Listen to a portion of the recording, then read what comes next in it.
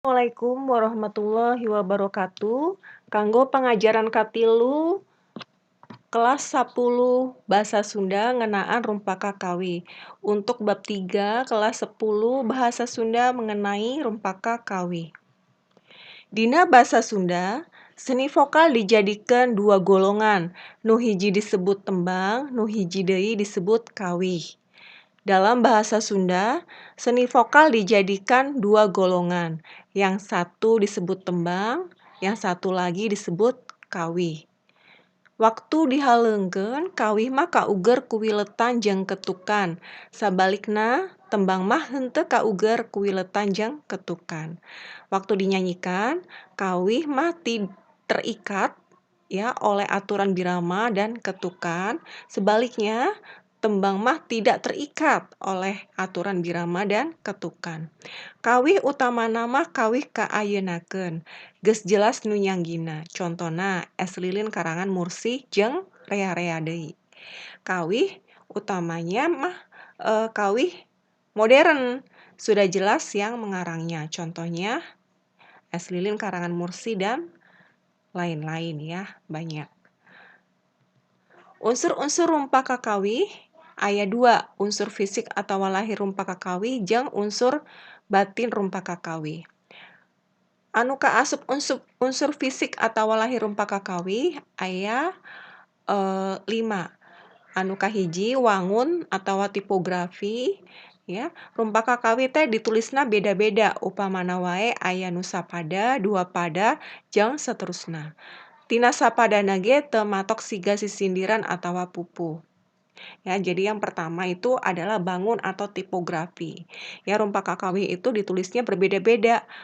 Contohnya saja ada yang satu bait atau sebait ya, 2 bait dan lain-lain.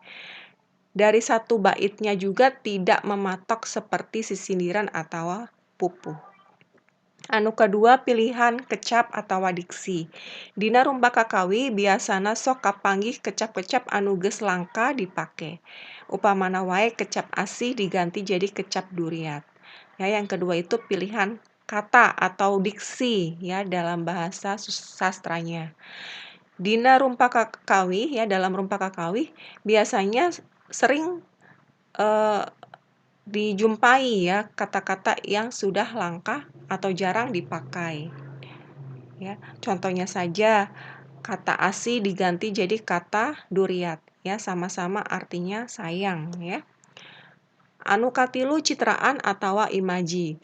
Nyaeta pangaruh kecap kanu maca rumpaka kawih aya patalina jeung naon anu karasa, katempo jeung kadenge.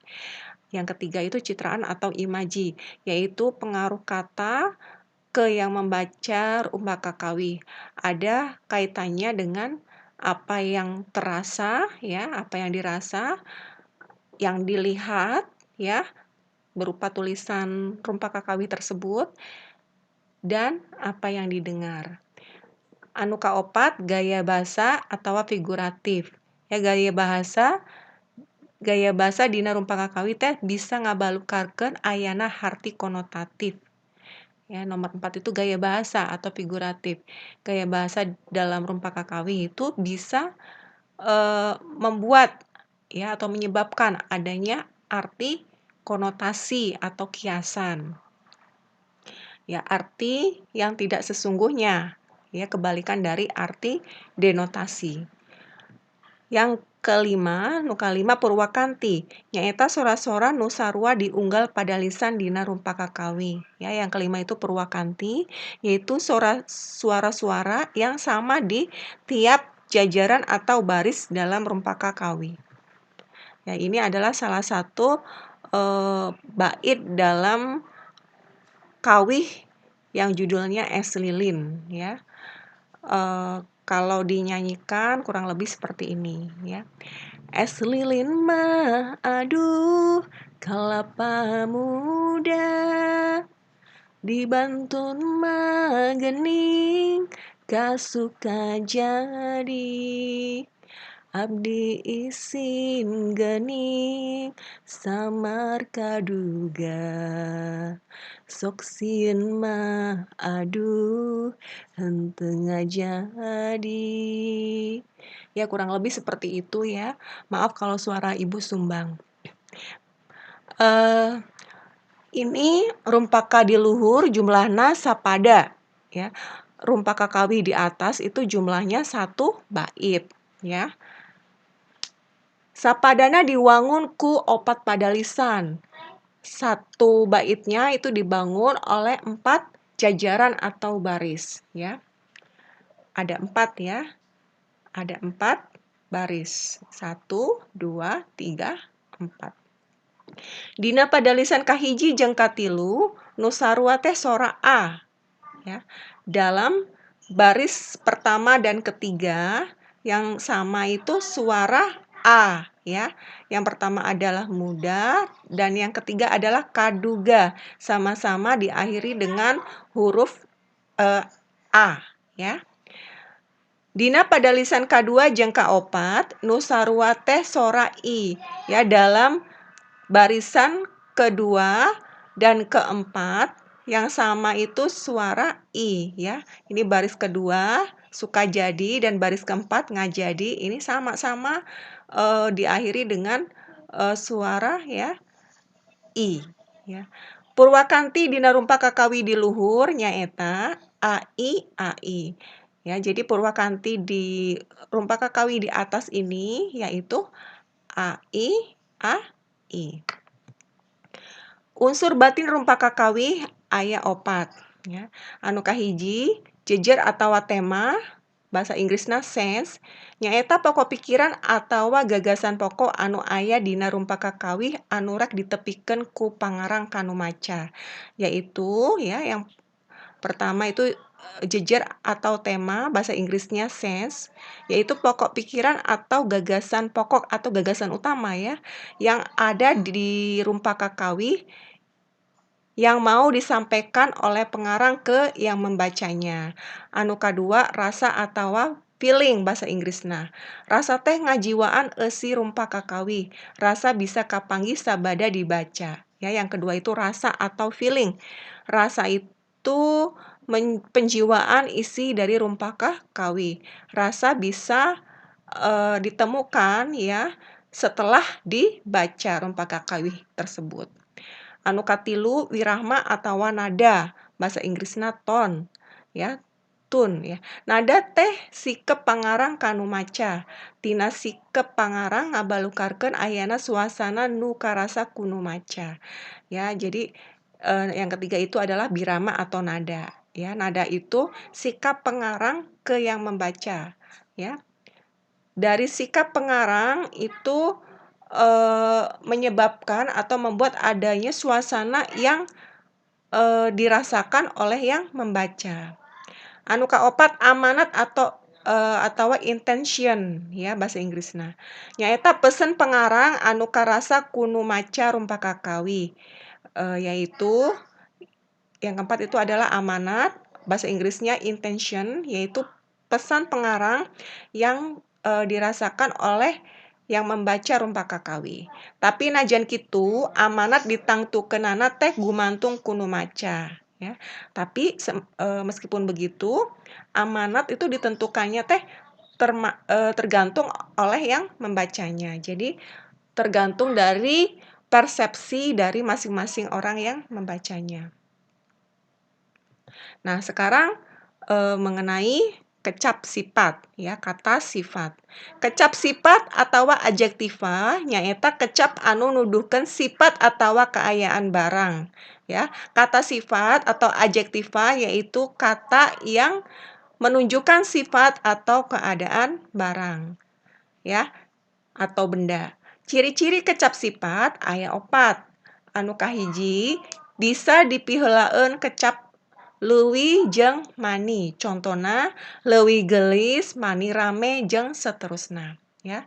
Yang pertama cirinya yaitu bisa didahului dengan kata leuwih dan mani.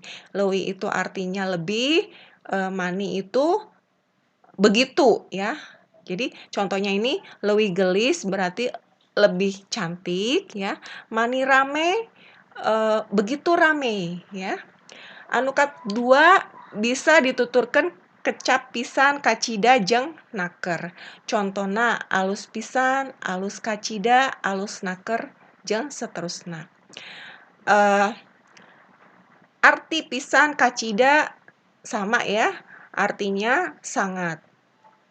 Kalau naker itu sangat sangat sekali ya, sangat-sangat ya.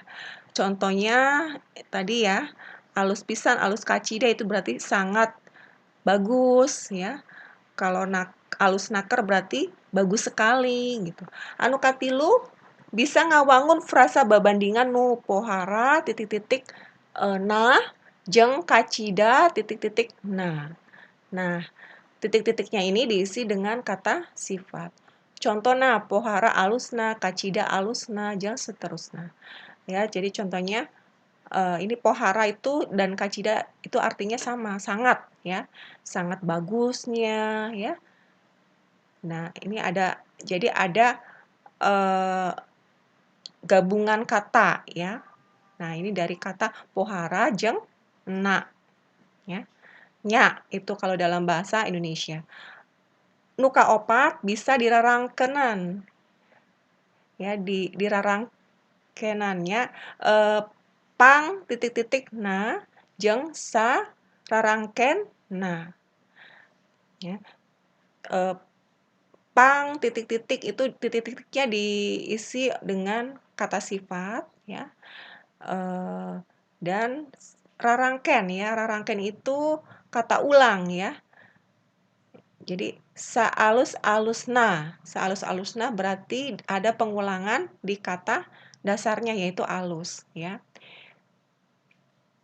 Pang itu artinya paling ya. Saalus-alusna sebagus-bagusnya ya. Jenis kecap sifat aya 3. Anu kahiji kecap sifat ekuatif. Nyaeta kecap sifat anu nuduhkeun babandingan anu sarua biasana make rarangken sa titik-titik atawa sarua titik-titik jeung titik-titik ya. Contohna Imelda sagelis lanceukna atawa Imelda teh sarua gelisna jeung lanceukna. Ya, yang pertama itu jenis kata sifat ekuatif, yaitu kata sifat yang menunjukkan perbandingan yang sama ya. Biasanya memakai rangkaian ya awalan sa atau sama ya. Sarua itu sama, titik-titik itu diisi dengan kata sifat dengan kata benda ya. Titik-titik setelah jeung ini kata benda ya. Ini contohnya Imelda secantik kakaknya ya. Sama ya, sama cantiknya. Itu namanya ekuatif ya. Imelda teh sarua gelisna. Imelda itu sama cantiknya dengan kakaknya ya. Nah, ini setelah kata jeung ini kata benda kakaknya ya. Anu kadua kecap sifat komparatif. Nyaeta kecap sifat anu nuduhkeun babandingan hiji hal leuwih atawa kurang tina hal liana. Biasana make pola kieu. Titik-titik leuwih plus kecap sifat plus batan titik-titik ya. Titik-titik di awal itu berarti kata benda ya. Nah, setelahnya itu yang dibandingkannya ya. Kepunyaan yang lainnya ya atau benda yang lainnya. Nah, contohnya baju kameja doni leuwih alus batan nu edo. Artinya baju kemeja doni ya itu lebih bagus daripada ya batan itu daripada kepunyaan edo. Batan nu edo ya. Anu katilu kecap sifat superlatif. Nyaeta kecap sifat anu nuduhkeun hal nu dibandingkeun teh ngaleuwihan nu lian. Biasana make pola kieu. Pang titik-titik na jeung pohara titik-titik na. Nah, titik-titiknya diisi dengan kata sifat. Ya, contohna Indri budak pangpinterna di kelas, sapatu teh pohara alusna. Ya. Jadi superlatif, super itu lebih ya, lebih gitu. Nah, jadi artinya yaitu kata sifat yang menunjukkan hal yang dibandingkan itu lebih dari yang lain ya. Biasanya memakai pola ini tadi ya, pang, titik-titik nah, jeung pohara, titik-titik nah, ya. Pang itu paling ya, pohara itu sangat ya. Ya contohnya Indri anak yang paling pinternya di kelas ya. Sepatu teh, sepatu teh sangat bagus ya. Sepatu itu sangat bagus ya. Nah, sekian bab 3 untuk pelajaran bab 3 mengenai Rumpaka Kawi ya. Untuk soal ulangan akhir semester atau UAS semester 1 itu nanti diambilkan dari bab 1 sampai bab 3. Ya, silakan dipelajari. Untuk materinya Ibu berikan di tugas hari ini, silakan kalian pelajari. Yang belum mencatat tolong dicatat di buku catatan ya. Yang belum mengerjakan tugas kemarin ya, kawih, silakan dikerjakan karena untuk kawih itu Ibu memberikan nilai ya. Untuk catatan Ibu hanya diperiksa saja ya, tidak diberikan nilai. Itu hanya untuk tambahan saja ya. Bukti bahwa kalian benar-benar mengikuti pelajaran Ibu. Ya. Cukup sekian, terima kasih. Wassalamualaikum warahmatullahi wabarakatuh.